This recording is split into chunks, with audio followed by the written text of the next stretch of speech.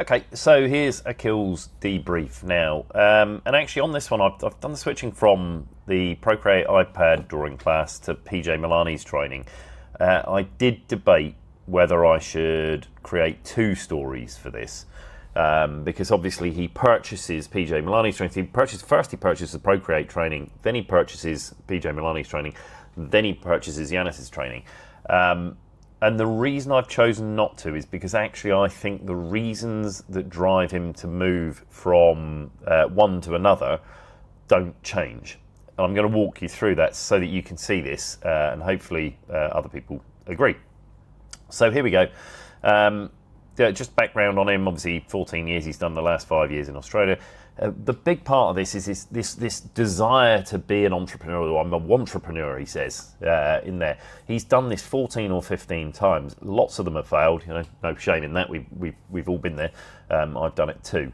And he spent a bucket load of money on Google ads or Facebook ads or whatever they are. So this outreach that hasn't delivered the outcome that he wants. I've done that as well, by the way. And I think that this is a common set of triggers that cause people to start saying, well, actually, okay, this isn't working. What is? And so actually what he starts to think is he looks at that, an example, and one of the things, he didn't even code this. I think it was like a physical business. He took a photo of some jewellery. That blew up, and that was a success. So actually, the thing that had the organic reach, the viral or virality, whatever you want to call it, is the thing that has driven success for his businesses in the past. And as a result, he sits there and thinks, it's like, well, I can't compete with the written word. I can't beat out the content farms. And I suspect these days with ChatGPT, people are probably feeling this pinch even more. I need to differentiate myself. I've got to stand out from the crowd. So that's one part of it. Another part of it is if we sort of look at this, so, I've got this ability, I've got an eye for design, I've got a skill, I've got a different way of viewing the world than others, but I'm, others 1,000 times better than me at drawing. And this isn't dissimilar to me, to be honest. I used to sit with my brother, he would draw artistic stuff as a kid, and I'd probably copy. I was 2 years younger. And mine was crap, my mum loved it, but it was, sort of a brown tree with a green blob on the top of it. It was about as good as I could get. And I knew it.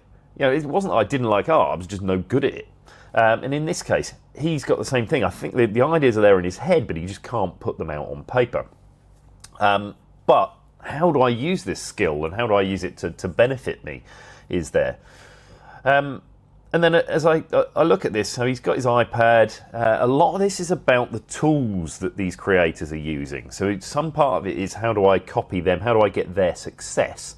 How do I create something that looks as good as they do? But also, how do I learn how to use these tools that I have at my disposal to create this stuff? I've got an iPad, I've got Procreate. That's what PJ Milani's using. So maybe I should follow him. I should learn more from the way that he's doing stuff. And he talks about this. It's like 3 to 5 times the price in his memory of some of the courses that he normally gets. It's cohort based. He really didn't want to join a cohort. He didn't like it, even though afterwards he starts to see that actually, yes, I like cohort based classes. But when he was making the decision, he didn't know that and he didn't want that. Whatever the platform is that PJ uses. It's not Coursera, it's not Udemy or whatever. He's unaware of it, so that's creating a bit of anxiety. He's some random guy. He's been following for 6 months to a year. But if I'm part of masterclass, I think I've seen adverts for this. But like Gordon Ramsay's teaching me something. Everybody knows Gordon Ramsay. Who the hell knows this guy PJ Milani? In this case, obviously he knew him well enough. And it did feel like a big investment. But when he looks at this, compares this, he's not comparing the price of buying this course to the other courses that he's got. He does when I ask him, but if you look at what he talks about, he's comparing it to the expense of a Google ad, or launching into the void, or speaking and not having anybody to listen. So the cost to him is not that's the reason why he's spending 3 to 5 times on some random guy teaching him something. Because actually I want to get the reach. I'm buying the reach, and this is I could buy it with ads, but if I can do it myself, I sort of own that channel. So that was quite interesting. Anyway, I'll shut up here. Let's move on to this. So what are the pushes? So I am a entrepreneur. I need to increase my reach and give my next business idea. He doesn't have a business idea. It's not like promoting something. It's not like me. I've got one that I'm launching now. It's just I want to have the reach for some future state when I'm going to launch a new business and I can benefit from it. I do want to be an artist, but I lack the skills to draw as well as others. I'm competing for attention with others. I feel the need to differentiate. So I've got to stand out from the crowd. I could create more written posts, but I'm never going to stand out like that. I'd like to stand out like these creators that I see. I've seen somebody else with a bigger reach posting. I want to copy their success. So I've got this kind of, I see somebody else. I'm like, I want to be like that. I'm looking up to him. I've experienced paying for ads reach. I know it doesn't work. And actually, you know, the experience years ago is watch this TED talk and learn how to make like a simple visualization or image of a cartoon that he's drawn on a whiteboard. And he's seen the power. He goes back 3 or 4 years later and sees the fact that people have still got that on their whiteboard. They haven't erased it.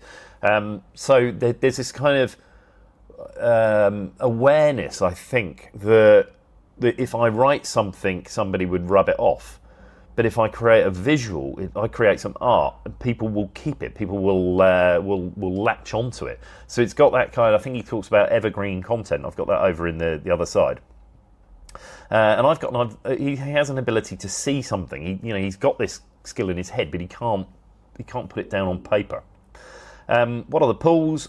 Evergreen content, and that's what I meant. Like the online the whiteboard diagram. I can create something people want to keep. I can't, not just an article that people will read and forget. He does want to build his audience. He's mentioned 10,000 followers in there. I've put that down. I don't know whether it's an exact number, but let's listen to some other people and see whether this is a number that comes up time and again, or whether it's just so I can build a bigger audience than the one I've got. Definitely about standing out. Definitely about other people have got more experience than me. Other people are more famous than I am. How do I compete with them? Well, that's because I'm going to stand out. I'm going to look different. I'm going to put something out there that others can't do. I can learn the tools that others are using, so I can do that. I can sell my future ideas more easily with a network I create. So I'm building something. I'm investing in the future here.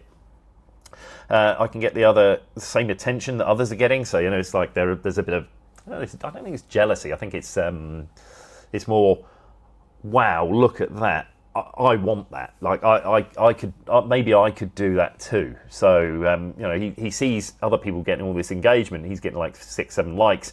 What if I had that? What if I could get all these likes as well? I can learn to draw like him, so I've kept that for both. So to start off with, he's interested in PJ Milani's drawing and skills. I mean, years ago he was interested in this TED talk, and now more recently he's seen Yanis's course.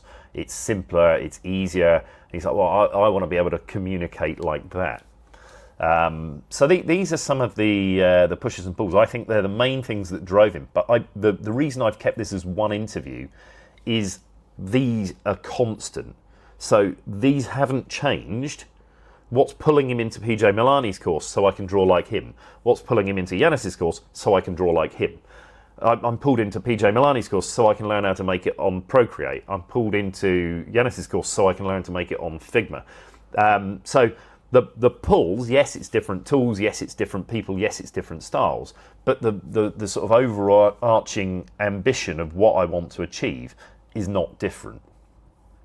So what could I do? Well, I could pay for ads for new businesses. I could keep posting my written content. There's not a lot of habit that he's trying to overcome here. And then the anxieties, and I suppose I could include in here where if he was moving from PJ's course to Yanis's course, it could be, I could keep on drawing whatever the style that PJ's talking about. What's what PG? Excuse me. More importantly, the anxieties. You look at it. These cohort-based courses. I've seen this before in other interviews. it does put tension on it. It's a double-edged sword, but if I want something, if I'm in a mood to buy and get access to this and learn this skill, oh, hang on, but I've got to sign up to a cohort. There's only so many a year. I've got to be available. Like, am I going to have the time to do it? You know, will it fit around me? Can I watch it later? Like, if I miss it, does it matter, or can I just watch it on repeat? So there's definitely some tension there that prevents him there. You know, the site, you know, it's not Udemy or something he's used before. You know, who is this person? Doesn't know I'm from Bar of Soap. So yes, I'm following somebody online, but you know, there is that nagging doubt. Is it going to be too hard for somebody at my level of skill?